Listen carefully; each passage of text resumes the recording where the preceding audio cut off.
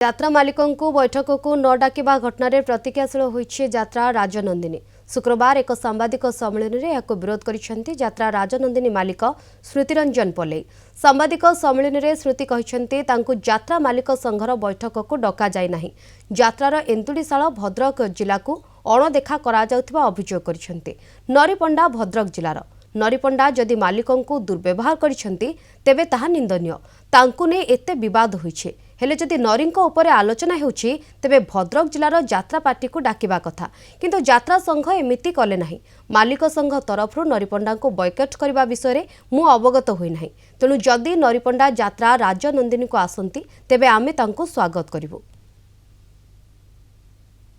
सत कथा कहते गले आम 3 वर्ष पार्टी भर मोटा अभिज्ञता अच्छे मालिक मान बड़ी निरीह कलाकार मैंने बड़ी पड़े आज माड़ खाऊ काली हणा हे काली गुड़ी फुटू आपण मैंने देखिए केवल मालिक भितर आखिर कलाकार मैंने शिकार हो तेणु समस्त कलाकार मान आह्वान कर समस्त कमिटी बंधु मान आह्वान कर सजग रुहतु अनुष्ठान को आप प्रत्याख्यान करें।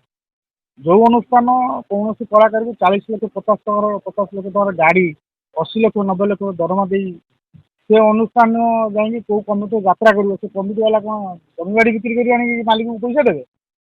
तेणुक निरीह लोक मैंने निरीह दर्शक मैंने बड़ी पड़ते निरीह कलाकार मैंने बड़ी पड़ते यात्रा कलाकार संघ एक विरोध करेंगे कारण अनेक देखु छोटिया छोटिया कलाकार माने टेक्नीशियन माने लेबर ग्रेड पिला माने से उपयुक्त पारिश्रमिक पाऊना से यात्रा अनुष्ठान जड़े कलाकार कोटी 80 लाख टंका पाला बेले 8,000 टंका भी गोटे लेबर पाइबा कष्ट हो पड़े।